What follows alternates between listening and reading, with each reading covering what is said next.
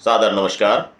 सेठ नेतराम मघराज टिबड़ेवाल राजकीय स्नातकोत्तर महिला महाविद्यालय झुंझुनू की प्राचार्य एवं इस वेबिनार की संरक्षक डॉक्टर नीलम भार्गव जी, वेबिनार के विशिष्ट वक्ता मित्र डॉक्टर सुभाष चंद्र जी, हिंदी विभागाध्यक्ष और वेबिनार के समन्वयक डॉक्टर डीपी मीणा साहब, सह समन्वयक डॉक्टर सिद्धि जोशी जी, डॉक्टर अनीता चौधरी जी, श्री किशोर कुमार जी, श्रीमती सुनीता कुमारी जी और इस वेबिनार के आयोजन सचिव मेरे ऊर्जावान अनुज डॉक्टर शशि प्रकाश जी अवलावत एवं वेबिनार से जुड़े अन्य विद्वान विदुषी बंधु भगिनी शोधार्थी विद्यार्थी वृंद, प्रथमतः आयोजक वृंद का हृदय की अतल गहराइयों से आभार एवं बधाई कि इस आर्थिक आपाधापी और अहोरूपम अहोध्वनि वाले विषम और विकृत दौर में राष्ट्रीय चेतना जैसे विषय को चुनकर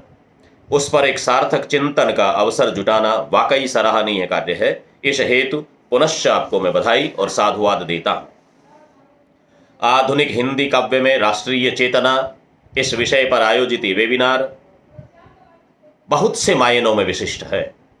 राष्ट्र विशेष के विशिष्ट गुणों के प्रति आकर्षण एवं मुग्धता का भाव, राष्ट्र के प्रति विशिष्ट प्रेम का भाव ही राष्ट्रीयता कहलाता है। दूसरे शब्दों में बात करें तो राष्ट्रीयता का राष्ट्र विशेष की आत्मचेतना का ही नाम राष्ट्रीयता है। स्वदेश, स्वधर्म एवं सत्व के समन्वित स्वरूप को राष्ट्रीयता का आधार माना जाता है। यही वह भावना है जिसके कारण किसी राष्ट्र का अपने राष्ट्र या देश के प्रति, किसी नागरिक का अपने राष्ट्र या देश के प्रति संवेदनात्मक एवं घनिष्ठ संबंध बनता है। यह मानव मात्र की सहज एवं स्वाभाविक वृत्तियों में से एक है जो व्यक्ति को व्यष्टि के ऊपर उठकर समष्टिगत चिंतन के लिए प्रेरित करती है तथा इसी के कारण व्यक्ति अपने देश के प्रति आत्मीय लगाव का अनुभव करता है। बाबू गुलाब राय के शब्दों में बात करें तो किसी विशिष्ट भौगोलिक इकाई के जन समुदाय के पारस्परिक सहयोग एवं उन्नति की अभिलाषा से प्रेरित उस भूभाग के लिए प्रेम और गर्व की भावना को राष्ट्रीयता कहते हैं। असल में राष्ट्रीयता किसी व्यक्ति के मन की स्थिति एवं आत्मा की संपत्ति मानी जाती है। यह ऐसी भावना है जो व्यक्ति के जीवन एवं विचार की प्रेरणा है। राष्ट्रीयता देश के सभी नागरिकों में मैं और मेरा की सीमाओं को छोड़कर हम और हमारा का दृष्टिकोण उत्पन्न करती है। यह एक ऐसा सामान्य सूत्र है जो राष्ट्रवासियों को एकता के मजबूत सूत्र में बांधता है। अलग अलग जाति, पंथ, भाषा, वेशभूषा, खानपान, मान्यताएं, विश्वास, आस्थाएं, क्षेत्र, धर्म, सभ्यताएं, संस्कृतियां, इन सब में बटे हुए लोगों को जो समान हित की भावना अनेक से एक होने को प्रेरित करती है, वह विशिष्ट प्रेरणादायी भावना राष्ट्रीयता कहलाती है। यही भावना साहित्यकार के संवेदनशील एवं सजग हृदय को अहम से वयम का विस्तृत संप्रत्य अंगीकार कर राष्ट्रानुराग का भागी बनाती है। यदि स्वदेश प्रेम एवं स्वदेश भक्ति की दृष्टि से देखें तो राष्ट्रीयता देश प्रेम की अपेक्षा देशभक्ति के नजदीक होकर व्यापक दायरे की ओर संकेत करती है। वैश्विक फलक पर देखें तो राष्ट्रीयता के दो स्वरूप हमारे सामने आते हैं। एक संकुचित राष्ट्रीयता है, दूसरी उदार राष्ट्रीयता है। संकुचित राष्ट्रीयता वाले लोग अपने राष्ट्र को श्रेष्ठ मानने के साथ में दूसरे राष्ट्र की श्रेष्ठता को नकारते हैं, तुच्छ बताते हैं, लेकिन उदार राष्ट्रीयता वाले राष्ट्र और उसके नागरिक अपने राष्ट्र को तो श्रेष्ठ मानते ही मानते हैं, लेकिन वे दूसरों की श्रेष्ठता का भी सम्मान करते हैं। हमारा भारतवर्ष द्वितीय यानी उदारवादी राष्ट्रीयता का पक्षधर है, इसलिए हम वसुधैव कुटुंबकम की भावना को मानते हैं, जियो और जीनो दो के समर्थक और पोषक हैं। यह हमारी राष्ट्रीयता उदारवादी राष्ट्रीयता है।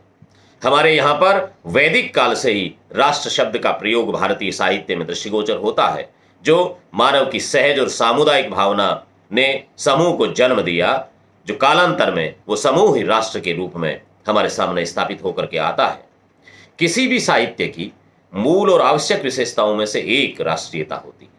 जो राष्ट्र के प्रति समर्पित नहीं, जो राष्ट्र से अनुराग नहीं करता, वह तो किसी के लिए उपादेय हो ही नहीं सकता। इसलिए तो कहा गया हिंदी साहित्य की अमर पंक्तियां है कि भरा नहीं जो भावों से बहती जिसमें रसधार नहीं, वह हृदय नहीं वह पत्थर है जिसमें स्वदेश का प्यार नहीं।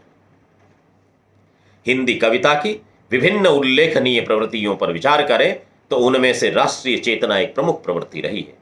जहां तक आधुनिक काल में राष्ट्रीय चेतना का सवाल है, अंग्रेजी सत्ता के खिलाफ व्यापक जन चेतना जागृत करने के उद्देश्य से संपूर्ण भारतीय भाषाओं के साहित्य में एक विशाल भावधारा बही, जिसका परिणाम भारतीय स्वाधीनता संग्राम के रूप में सामने आया। साहित्यकारों ने अपनी संवेदना एवं संचेतना के आधार पर अंग्रेजी सत्ता को भारतवर्ष के लिए कलंक स्वरूप मानते हुए उसे उखाड़ फेंकने का आह्वान किया। यद्यपि हिंदी साहित्य में भारतेंदु हरिश्चंद्र के काल से आधुनिक काल का श्री गणेश माना जाता है, जिसमें प्रवृत्तिगत दृष्टि से अंग्रेजी सत्ता के विरोध और समर्थन के समन्वित स्वरूप दिखाई देते हैं। अंग्रेजों के संपर्क से भारतीय समाज स्पष्ट रूप से दो खेमों में बट गए। एक जो भारतीयता का समर्थक था और दूसरा जो पश्चिमी संस्कृति को अपना लेने की बात कर रहा था। ऐसे समय में भारतेंदुकालीन साहित्यकारों ने निज भाषा, निज धर्म एवं निज देश की महत्ता को जनता के समक्ष एक बार फिर नए सिरे से रखा तथा अतीत के गौरव के साथ में युगानुरूप परंपराओं के त्याग और ग्रहण पर बल दिया। भारतेंदु काल का समय 1850 से 1900 के मध्य माना जाता है। यहां एक तथ्य ध्यातव्य है कि हिंदी अनेक भारतीय भाषाओं का समुच्चय, हिंदी अपने आप में कोई एक भाषा नहीं, खड़ी बोली हिंदी तो उसके मानक रूप के रूप में हमने स्वीकार कर लिया, लेकिन हिंदी विभिन्न भाषाओं का समुच्चय है, जिसमें से एक भाषा हमारी मातृभाषा राजस्थानी भी है। हिंदी की विभाषाओं में जब 5 बड़ी विभाषाओं का जिक्र करते हैं तो राजस्थानी भी एक बड़ी विभाषा है, जिसके अलग अलग भाषाओं बोलियों को विभाषा के रूप में स्वीकार किया गया है। लेकिन दुर्भाग्य का विषय यह है कि राजस्थानी को संवैधानिक मान्यता नहीं है, इसलिए अधिकांश हिंदी के शोध अनुसंधानों ने राजस्थानी की उपेक्षा की, और ये उपेक्षा स्वयं हिंदी के लिए भी दुर्भाग्यपूर्ण है। जब हम भारतीय साहित्य या हिंदी साहित्य में अंग्रेजी सत्ता के विरुद्ध साहित्य सृजन की बात करते हैं तो 1857 की क्रांति एक आधार बिंदु के रूप में सामने आती है। हिंदी की विभिन्न रचनाओं को देखते हैं तो 1857 की क्रांति के आसपास हमारा ये स्वर, क्योंकि भारतेंदु काल वहीं से शुरू होता है, हिंदी कविता में राष्ट्रीय चेतना का स्वर उभर करके सामने आ। उसके पहले रीतिकालीन कविता है, लेकिन जब हिंदी के साथ में हिंदी की एक प्रमुख विभाषा राजस्थानी के साहित्य को हम उसका अनुशीलन करते हैं तो हम देखते हैं कि 1857 की क्रांति से 52 वर्ष पहले, यानी 19वीं शताब्दी के प्रारंभ में, बिल्कुल प्रारंभ में 1805 में राजस्थानी काव्य में अंग्रेजी सत्ता के खिलाफ प्रबल विरोध के स्वर उठने शुरू हुए, जिसके पुष्ट प्रमाण मिलते हैं। बहुत से डिंगल के गीत, छंद, विभिन्न कवियों की कविताएं ऐसी जो अंग्रेजों का विरोध करने के लिए लिखी गई। जोधपुर के कविराज बांकीदास आसिया ने अंग्रेजों के खिलाफ एक चेतावनी का गीत लिखा, जिसमें सामान्य जनता को उन्होंने जगाना चाहा, देशी राजाओं को कड़ी फटकार लगाते हुए। बांकीदास आसिया ने भरतपुर के जाटों और दक्षिण के मराठों का, जिन्होंने अंग्रेजों का सक्रिय प्रतिरोध किया, उनकी प्रशंसा और देशी राजाओं की फटकार लगाते हुए उन्होंने शौर्य और स्वातंत्र्य प्रेम की सराहना की और सामान्य जनता के नाम चेतावनी का गीत लिखा, जिसमें राजा भी शामिल है, जिसमें मराठा भी शामिल है, जिसमें भरतपुर के जाट भी शामिल है, और सामान्य जन को आह्वान करती हुई कवि की पंक्तियां हैं। उस गीत की प्रारंभिक पंक्तियां देखें। आयो अंग्रेज मुल्क रे ऊपर आहस लीधा खेच उरा, धनिया मरे न दीधी धरती धनिया उभा गई धरा, तो फौजा देख न कीदी फौजा, दोयण किया न खड़ा दड़ा, खवे खांच चूड़े खावंदरे, उणहिज चूड़े गई हिला। कवि का कथन है कि अंग्रेज भारत की धरती पर आया और उसने हमारे स्वाभिमानी आत्मबल को हमसे छीन लिया। जिन राजाओं ने मरकर भी अपनी धरती पर किसी दूसरे की छाया तक नहीं पड़ने दी, उन राजाओं के जिंदा रहते उनकी मातृभूमि अंग्रेजों की अधीन हो गई। कितनी विडंबना की बात है, कितनी शर्म की बात है।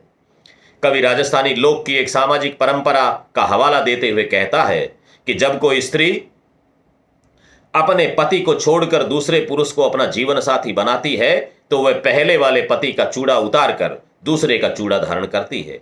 लेकिन हमारे इस भारतवर्ष के इन राजाओं की भूमि रूपी भार्या उसी चूड़े के साथ दूसरों के अधिकार में चली गई और ये कायर राजा देखते रह गए। आजादी के प्रथम संग्राम से 5 दशक पूर्व इस तरह की राष्ट्रीय चेतना के स्वर राजस्थानी साहित्य में दिखाई देते हैं, जिन्हें वृहद स्तर पर हम हिंदी साहित्य की राष्ट्रीय चेतना का हिस्सा माने तो युक्त होगा।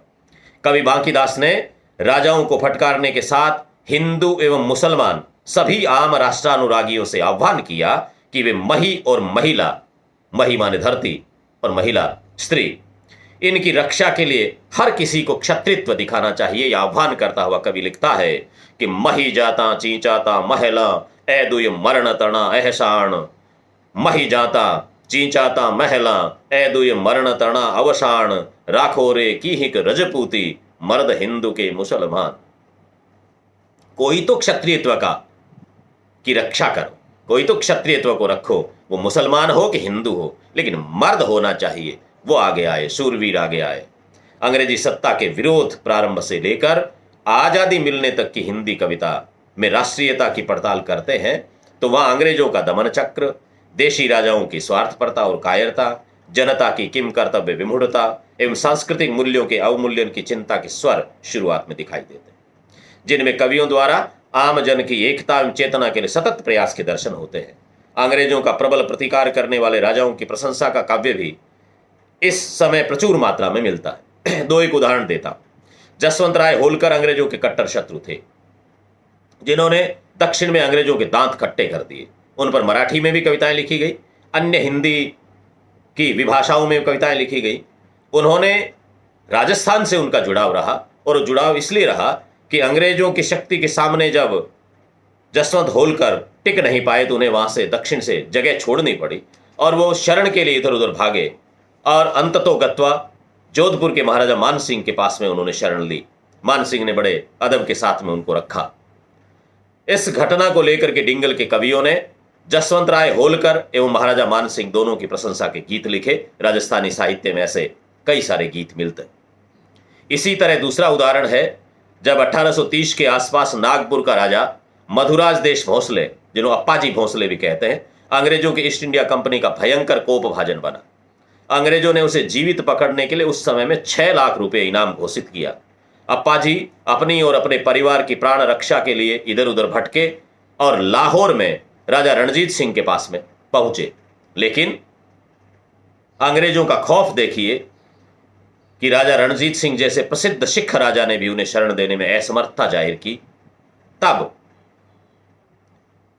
नागपुर का राजा अप्पाजी भोसले जोधपुर महाराजा मान सिंह के पास में आता है, और जोधपुर में महाराजा मान सिंह मधुराज सिंह भोसले को अपने आराध्य देव के स्थान महामंदिर में शरण देते हैं। वह शरण की मर्यादा का शिलालेख स्थापित करवाते हैं। उस समय में विभिन्न कवियों ने महाराजा मान सिंह एवं मधुराज देश भोसले के स्वागत के लिए, उनके शौर्य की प्रशंसा करने के लिए गीत लिखे। बांकीदास आसिया ने लिखा कि अंग्रेजी सेना तो गरुड़ के समान है और अन्य जो राजा हैं वो सर्प के समान है। गरुड़ से बचते हुए सांप इधर उधर शरण लेने के लिए भागते हैं, उनको शरण कहीं नहीं मिलती है, लेकिन पौराणिक आख्यान के हिसाब से ये माना जाता है कि सांप को शरण भगवान महादेव के यहाँ पर मिलती है।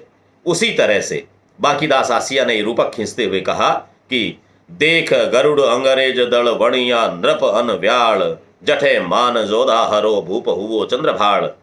जहां पर अंग्रेज गरुड़ के समान है, अन्य राजा सर्प के समान है, वहां पर महाराजा मान सिंह चंद्रभाड़ भगवान महादेव के समान उन राजाओं को शरण देते हैं और अंग्रेजों का सामना करने को तैयार होते हैं। आजादी के संग्राम, स्वाधीनता संग्राम की कहानी को पढ़ते हैं तो जिस क्षेत्र में आज ये वेबिनार आयोजित हो रही है, ये शेखावाटी शूरवीरों की धरती है। इसी शेखावाटी धरती का एक कवि जो स्वातंत्र्य समर के लिए इतनी कविताएं लिखी, जिनके लिए शंकरी ये सामोर गोली हंदा गीत ऐसा विरुद्ध दिया गया, वो शंकरदान सामोर, जो सुजानगढ़ के पास बोबासर गांव के रहने वाले शेखावाटी की धरा में जिनके गीत गूंजे और पूरे राजस्थान को उनके गीतों पर स्वाभिमान और गौरव करने का अनुभव प्राप्त हुआ, ऐसे शंकरदान सामोर ने अंग्रेजों की कूटनीति को भली प्रकार समझते हुए जनसाधारण का शोषण करने वाली विनाशकारी अंग्रेजी सरकार के खिलाफ आवाज उठाई और अपने राजा को, सरदार सिंह को कहा, सरदारा तो ने सदा कहसी जगत कपूत। अपने राजा को ये कि आपने अंग्रेजों के खिलाफ तलवार नहीं उठाई तो सारी दुनिया आपको कपूत कहेंगी, आपका सारा विरुद्ध मटिया मेट हो जाएगा। शंकरदान सामोर की कुछ पंक्तियां सुनिएगा आप, जो ब्रिटिश सत्ता के खिलाफ आम जन को लड़ने के लिए आह्वान करता है। कवि लिखता है, परिस्थितियों को लेकर के और यथास्थिति का चित्रण करते हुए कहता है, महल ज लूटण मोकड़ा चढ़िया सुण्या चंगेज आया, महल ज लूटण मोकड़ा चढ़िया सुण्या चंगेज, लूटण झूपा लालची आया बस अंग्रेज, धिन झूपड़ी यारा धनी भुज था भारत भार, रे थे इज मुलकरा साचकला सरदार। 1857 की क्रांति से पहले शंकरदान सामोर किसानों को कहता है, दिन झूपड़ी या राधनी, गरीबों को, दलितों को, शोषितों को, सामान्य वर्ग को कहता है, धन्य है आप झोंपड़ी में रहने वाले हिंदुस्तान के नागरिकों, भुज था भारत भार। अभी राजाओं से नहीं, तुम्हारी भुजाओं पर इस हिंदुस्तान की आजादी का, हिंदुस्तान के भविष्य का भार तुम्हारे कंधों पर है। सामान्य व्यक्ति को चेतना देता हुआ कवि शंकरदान लिखता है, दिन झोंपड़ी या राधनी भुज था भारत भार, रे थे मुल्क रा साचकला सरदार। सच्चे सरदार आप हैं इस हिंदुस्तान के। शंकरदान सामोर हिंदू मुस्लिम साम्य के लिए सबको जोड़ करके चलना कहता है। हिंदू, मुसलमान, जाट, उस समय कई सारी रियासतें थी, मराठे, सबका आह्वान करता है। कवि लिखता है, शेखावाटी जैसे छोटे से क्षेत्र में रहने वाला व्यक्ति हिंदुस्तान की आवाज को उठाता है। हिंदी साहित्य की राष्ट्रीय चेतना में इन पंक्तियों को शामिल करने का मैं आग्रह करता हूं। विभिन्न विद्वानों से जो इस वेबिनार से जुड़े हैं या अन्य जगह आपको अवसर मिलता है, ये पंक्तियां आनी चाहिए हिंदी साहित्य की राष्ट्रीय चेतना में। यदि शंकरदान सामोर, बांकीदास आसिया, सूर्यमल मीशण, केसरी सिंह बारठ की पंक्तियां नहीं आएंगी तो अधूरा रहेगा वो साहित्य।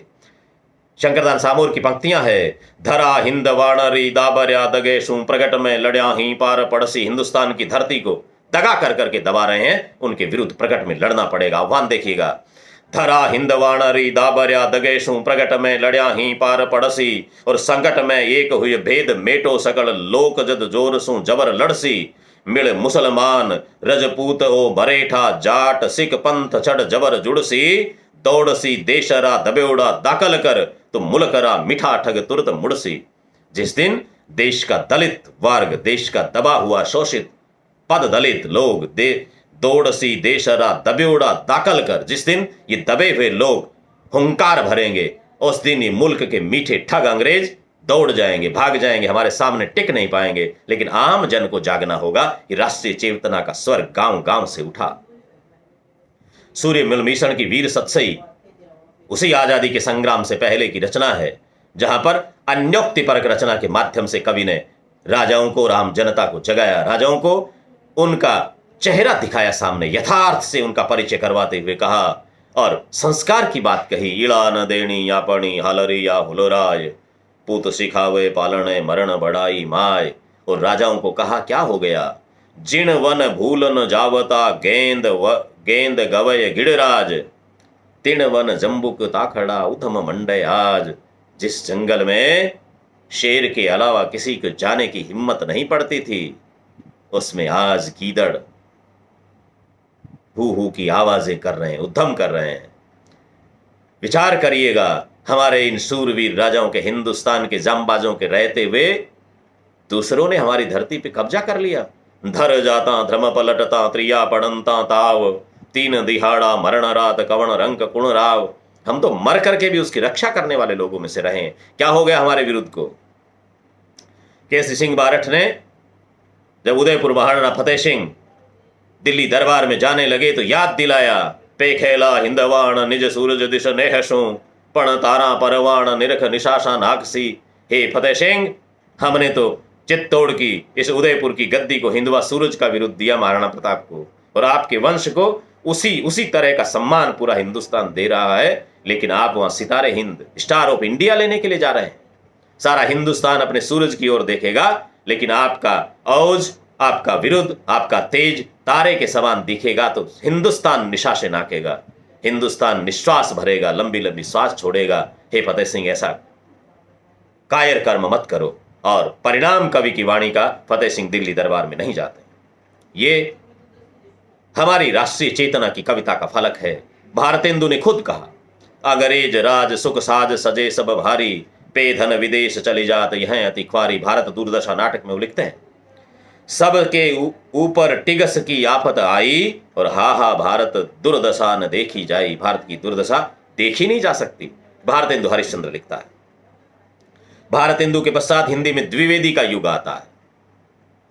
भारतेंदुकालीन कवियों ने खूब सारी रचनाएं हिंदुस्तान की आजादी के लिए लिखी है। वहां पर सब तरह का गद्य और पद्य साहित्य में हमें यह स्वर दिखाई देता है। द्विवेदी का युग तो जागरण और सुधार का युग है। वास्तव में भारत के लिए राष्ट्रीय आंदोलन के आत्मविश्वास का युग है। राजनीतिक जीवन में राष्ट्रीयता का प्रसार 20वीं शताब्दी की सबसे बड़ी घटना थी। यद्यपि भारतेंदु युग में भी राष्ट्रीय भावना की कमी न थी, तथापि भारतेंदु युग का कवि राष्ट्रभक्ति एवं राजभक्ति के दोराहे पर खड़ा था, और इसके लिए वो मजबूर भी था, क्योंकि पुरानी सामंती राज व्यवस्था उसे इस बात को मानने के लिए मजबूर करती थी कि उन राजाओं के अकर्मण्य शासन से अंग्रेजों का शासन ठीक है, उन्नति होगी, भारत का विकास होगा, ऐसा वो मानने को मजबूर हो रहे हैं। भले ही वो उनका अल्पज्ञता हो, क्षणिक सुख हो, लेकिन ऐसा वो मानने को मजबूर थे। लेकिन द्विवेदी युग तक आते आते लॉर्ड कर्जन जैसे वायसराय की अत्याचारपूर्ण नीति और अन्य कारण राष्ट्रीयता और पुनर्जागरण की चेतनाएं पूरे देश में तीव्रता के साथ फैलाने के लिए काफी रहे, जिसके कारण कवियों ने अपने काव्य का आधार राष्ट्रीयता को बनाया और चेतना के शंख फूंके। महात्मा गांधी प्रणीत स्वदेशी की अवधारणा सहायक सिद्ध हुई। स्वयं महावीर प्रसाद द्विवेदी ने विदेशी वस्त्र का स्वीकार नाम से कविता लिखी, जिसमें स्वदेशी का स्वीकार की बात है, विदेशी वस्त्र नहीं। और वो कहते हैं, विदेशी वस्त्र क्यों हम ले रहे हैं, देश की स्थिति बता रहे हैं। ये भी चेतना का स्वर है। विदेशी वस्त्र क्यों हम ले रहे हैं, वृथा धन देश का क्यों दे रहे हैं, न सूचे हैं अरे भारत भिखारी, गई है हाय तेरी बुद्धिमारी, हजारों लोग भूखे मर रहे हैं, पड़े वे आज या कल कर रहे हैं, इधर तू मंजू मलमल ढूंढता है, न इससे और बढ़कर मूढ़ता है। इससे बड़ी मूर्खता क्या हो सकती है। हिंदुस्तान का व्यक्ति जहां उसके भाई भूखों मर रहे हैं और तू मलमल के लिए उधर ताक रहा है, विदेशी वस्त्र ला रहा है। स्वदेशी अपना, तेरे अपने व्यक्ति को काम मिलेगा, तेरे भाई को काम मिलेगा, वो भी खान पान अच्छे से कर पाएगा। इसी युग में कवि श्रीधर पाठक, उनकी एक कविता देखें, मैं संकेत करते हुए बढ़ता हूं, समय की अपनी सीमाएं हैं। श्रीधर पाठक ने कविता लिखी, अब तो तुम भारत नींद तजो। हिंदुस्तान को नींद तजने के लिए कहता है। यह सुधारवादी जागरण का काल है हमारा। कवि की वाणी में जन चेतना का अजस्र स्वर सुनाई देता है। सत द्वापर के युग में तुम्हारो धन धर्म धुरीन स्वरूप छजो, सत द्वापर के युग में तुम्हारो धन धर्म धुरीन स्वरूप छजो, जुग त्रेता में नेता भय भरिपूर अधूरे ने काहू प्रकार भजो, ब्रज गोप वधु चित चोर के जन्म पे आनंद सो निज गेह रजो, एक वर्ष हजार ते सोमत हो, अब तो तुम भारत नींद तजो। एक वर्ष हजार से 1000 वर्षों से सो रहे हो हे भारत, अब तो नींद का त्याग करो, जगो, अंगड़ाई लो, करवट बदलो। इसी दौर में कवि रामनरेश त्रिपाठी स्वतंत्रता का दीपक शीर्षक से कविता लिख करके स्वातंत्र यज्ञ में आहुति देने वाले सूरमाओं के प्रति आभार ज्ञापित करते हैं। शूरवीरों, वो कहते हैं कि शूरवीर अपने लहू से स्वतंत्रता का दीपक संजोते हैं और कायनात को आलोकित करते हैं। उनकी पंक्तियां हैं, कवित्व है उनका, अत्याचार पीड़ितों की आशा लता आंसुओं से, अत्याचार पीड़ितों की आशा लता आंसुओं से सींचते हैं वीर दुख याद कर रोते हैं, और पंथी के पदों की धूल समरेह गेह का विचार झाड़ चित्त से प्रवृत्त जब होते हैं, बोते रण खेत में है शीश वे सहर्ष जिसे देश है रखाता जागता वे पड़े सोते हैं, और जग में उजाला करने को निज शोणित से दीपक स्वतंत्रता का सूरमा संजोते हैं। यह निर्विवाद सत्य है कि इस युग के कवि मैथिली शरण गुप्त, जिन्हें हम राष्ट्र कवि के नाम से सम्मान देते हैं, उन्होंने राष्ट्र भावों की गंगा को जन जन के जीवन में बहाने का भगीरथ प्रयास किया। उनकी अमर कृति भारत भारती की ये पंक्तियां आप और हम सब के जहन में सदैव निवास करती है, सम्मान के साथ निवास करती है। मानस भवन में यार्य जन जिसकी उतारें आरती, भगवान भारत वर्ष में गूंजे हमारी भारती। राष्ट्रकविता की दूसरी पंक्तियां देखें। हम कौन थे चिंतन, हम कौन थे क्या हो गए हैं और क्या होंगे अभी, आओ विचारें आज मिलकर ये समस्याएं सभी। ये गुप्त जी का संकेत, उस राष्ट्र कवि का चिंतन। आचार्य शुक्ल के शब्दों में बात करें तो भारतेंदु के समय में स्वदेश प्रेम की भावना जिस रूप में चली आ रही थी, उसका विकास गुप्त जी की भारत भारती में मिलता है। इसमें सत्याग्रह, अहिंसा, मनुष्यत्व, विश्व प्रेम, किसानों और श्रमजीवियों के प्रति प्रेम और सम्मान इत्यादि सब की झलक हम पाते हैं। इसी युग में स्वतंत्रता मिलने की कल्पना का आनंद देखिए। स्वतंत्रता तो हमने भोगी है, हम सौभाग्यशाली हैं कि हमें स्वतंत्र भारत में जीने का अवसर मिला है। लेकिन वो लोग जो स्वतंत्रता की आशा में बैठे थे, इतने समय पहले एक कल्पना आती है कवि गया प्रसाद शुक्ल स्नेही के दिमाग में कि मुझे स्वतंत्रता मिल गई। और कवि क्या विचार करता है देखें। सदियों की पराधीनता प्रतंत्रता के बाद में मिलने वाली स्वतंत्रता की स्वानुभूति कवि गया प्रसाद शुक्ल को किस तरह से लुभाती है। कवि लिखता है, हिमगिरी शिखर से लेकर कुमारी तक जय जन्मभूमि जननी का घोष छा गया, और गंग में उमंग यमुना में रंग की तरंग, झंडा लाल किले पे तिरंगा लहरा गया, सिर से उतर गया भार परतंत्रता का, स्वाभिमान सहित स्वदेश स्वत्व पा गया, और सुदिन स्वराज्य का, स्वतंत्रता समानता का, सत्य का, स्नेह का स्नेही आज पा गया। क्या कल्पना है। स्वतंत्रता से कितनी आशाएं थी लोग। द्विवेदी युग के पश्चात छायावादी युग आया। सॉरी, ये हिंदी में रोमांटिक उत्थान की काव्यधारा है। फिर भी राष्ट्रीयता की भावना के दर्शन यहां भी बराबर होते हैं। छायावाद, चतुष्टय, प्रसाद, पंत, निराला और महादेवी सहित अन्य रचनाकारों ने भी अपने अपने ढंग से राष्ट्रीय चेतना को अपने काव्य का हिस्सा बनाया। प्रथम विश्व युद्ध की समाप्ति, जलियांवाला बाग हत्याकांड, गांधी का असहयोग आंदोलन, चोरा चोरी कांड, स्वराज्य पार्टी की स्थापना, काकोरी कांड आदि अनेक घटनाओं के बाद में 1929 में आते आते भारतीय राष्ट्रीय कांग्रेस का लाहौर अधिवेशन होता है। उसके पहले लाल बाल पाल की पूरी कहानी हमारे सामने है। इस लाहौर अधिवेशन में पंडित नेहरू पूर्ण स्वतंत्रता की शपथ ली। वंदे मातरम और इनकलाब जिंदाबाद के नारों के बीच में अर्धरात्रि को रावी नदी के तट पर हमारा आन बान शान का प्रतीक तिरंगा लहराया गया। पराधीनता की बेड़ियों में जकड़ाए विशाल गौरवशाली भारत स्वतंत्रता के लिए अंगड़ाइयां लेने लगा। सांस्कृतिक नवोत्थान से प्रेरित और स्वतंत्रता की आकांक्षा से उद्वेलित हो वह साम्राज्यवादी ताकतों के खिलाफ उठ खड़ा हुआ। कवियों ने स्वतंत्रता की वेदी पर प्राण न्यौछावर कर देने के गीत गाए। इसी दौरान एक अमर गीत, एक भारतीय आत्मा माखनलाल चतुर्वेदी की उस कमनीय कलम से निकला पुष्प की अभिलाषा, आप और हम सब ने ऐसी मशहूर कविता को अपने दिलो जिगर में बसा के रखा हुआ होगा। चाह नहीं मैं सुरबाला के गहनों में गूंथा जाऊं, और चाह नहीं प्रेमी माला में बिन प्यारी को ललचाऊं, चाह नहीं सम्राटों के शव पर हे हरि डाला जाऊं, मुझे तोड़ लेना वनमाली उस पथ पर तुम देना फेंक, मातृभूमि पर शीश चढ़ाने जिस पथ जावे वीर अनेक। ये कल्पना देखिए, किस तरह का समर्पण का भाव, त्याग का भाव, प्रेम का भाव, मातृभूमि के प्रति तन मन धन जीवन अर्पित करने का भाव। इस युग में प्रसाद का हिमाद्रि तुंग श्रृंग से प्रबुद्ध शुद्ध भारती ऐसी कविताएं आई। निराला की एक बार और नाच तू श्यामा, महादेवी का जाग तुझको दूर जाना, सुभद्रा कुमारी चौहान की झांसी वाली रानी और वीरों का कैसा हो वसंत। ये प्रसिद्ध कविताएं हैं। मैं इनके उदाहरण छोड़ता हूं जिन्होंने राष्ट्रीय और सांस्कृतिक जागरण का प्रखर शंख फूंका। स्वाधीनता आंदोलन तेज हुआ। गांधी, सुभाष और अन्य नेताओं का सफल मार्गदर्शन, अनेक आंदोलन, कांग्रेस के अधिवेशन, द्वितीय विश्व युद्ध आदि के बाद भारत की आजादी, वर्षों का सपना साकार हुआ। स्वाधीनता से पूर्व तो सबका एक ही सपना था, हमारा स्वराज। लेकिन स्वराज प्राप्ति के साथ ही देश अनेक आंतरिक समस्याओं में घिर गया। अनेक रूपों में देश के सामने समस्याएं सुरसा के मुंह की तरह बढ़ती हुई आने लगी। सांप्रदायिक राजनीति के साथ साथ सैद्धांतिक राजनीति पर भी चर्चाएं हुई। राष्ट्र के लिए बड़ा प्रश्न बन गई। देश की दशा और दिशा बदली, लेकिन भाई भतीजावाद, वंशवाद, जातिवाद, राजनीति का अपराधीकरण शुरू हुआ, जो आज भी बदस्तूर जारी है। हिंसा, लूट, हत्या, भ्रष्टाचार, घूसखोरी, बेईमानी आम बात हो गई। वोट बैंक की राजनीति हावी हो गई, दल बदलुओं का बोलबाला बढ़ा। गांधी के चेलों ने गांधी के सपनों को मिट्टी में मिलाने का बीड़ा उठाया, जो आज भी उसी तरह से उठाए हुए हैं। इस पीड़ादायक सत्य को प्रकट करती छायावादोत्तरकालीन कवि मुक्तिबोध की दल बदलू राजनीतिज्ञों पर व्यंग्य करती है पंक्तियां देखिए।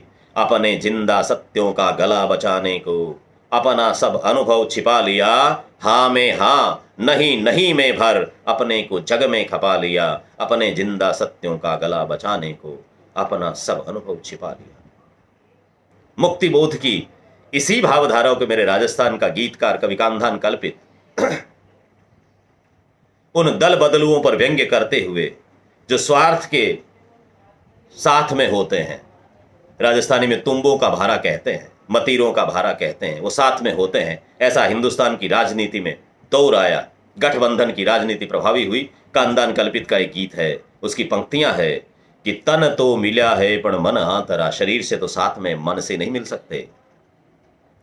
तन तो मिला है पण मन आंतरा, ऊपर सू दीखे घना सांतरा, चोड़ेरी खोड़ी में फण सांपरा, किरड़ा गोहीरा घनी भांतरा, दल बदलू रंग बदलू संग बदलू है, ए साथी न सीरी सगे बापरा, आरो भरोसो करे सोई मरे, मतलबी पूरा आपो आपरा, आ खींचड़ाली हांड की आई उफाण सा, खींच ताण सा, कागलाई हंसरी उड़े उड़ान सा, खींच ताण सा। कौवे ने हंस की उड़ान उड़नी शुरू की। कैसा व्यंग्य है। स्वतंत्रता के पूर्व और पश्चात दोनों तरफ के प्रत्यक्ष साक्षी, राष्ट्रचेता, राजनीति के धुरंधर और काव्य जगत के शिरोमणि रामधारी सिंह दिनकर ने कुरुक्षेत्र और रश्मिरथी जैसे खंड काव्य लिख करके अभिव्यक्ति दी, जो श्लाघनीय शंखनाद है राष्ट्रीयता का। पौराणिक और ऐतिहासिक चरित्रों के बहाने वर्तमान परिस्थितियों की मांग पर प्रबल प्रकटीकरण दिनकर जी करते हैं, उसका कोई सानी नहीं है।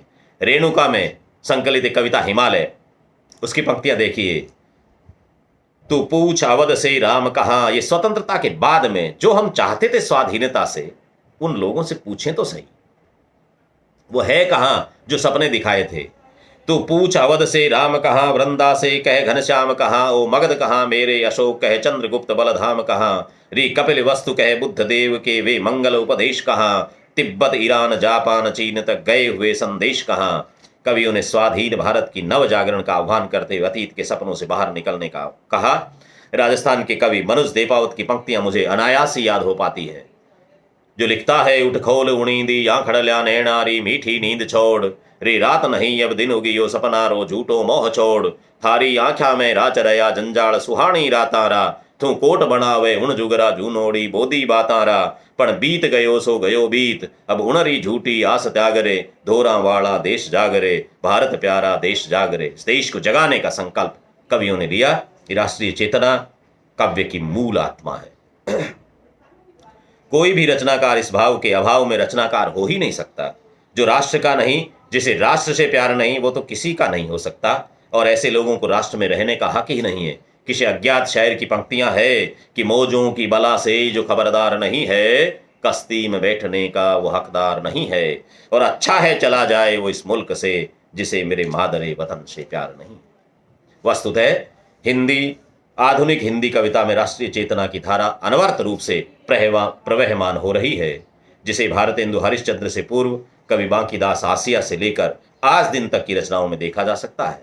यह धारा कहीं अतीत के गौरवगान स्वरूप, कहीं वर्तमान की विडंबना पर खीज और क्षोभ के स्वरूप में, कहीं भविष्य की चिंता के स्वरूप में, तो कहीं क्रांति के आह्वान के स्वरूप में यत्र तत्र सर्वत्र विद्यमान है। आवश्यकता है इस तत्व के सामयिक अभियान की। और मैं बधाई दूं सेठ नेतराम मघराज टीबड़ेवाल राजकीय स्नातकोत्तर महाविद्यालय, महिला महाविद्यालय झुंझुनू के हिंदी विभाग को, जिन्होंने आज इस वेबिनार के माध्यम से एक उत्तम विषय पर सामयिक चिंतन करने का उपक्रम जुटाया है। यह वृहद विषय है। मैंने इसका एक परिचयात्मक खाका प्रस्तुत किया है, जिसे अन्य विद्वान पुष्ट और परिष्कृत करेंगे। मुझे आपने बीज वक्तव्य देने का सुअवसर दिया। एतदर्थ मेरे प्रिय मित्र डॉक्टर शशि प्रकाश अहलावत सहित संपूर्ण आयोजक वृंद के प्रति आभार ज्ञापित करता हूं, और आप सब मित्रों ने मुझे धैर्यपूर्वक सुना। एतदर्थ आपके प्रति कृतज्ञता। इसी के साथ अपनी वाणी को विराम देता हूं। जय हिंद, जय भारत, जय मां भारती।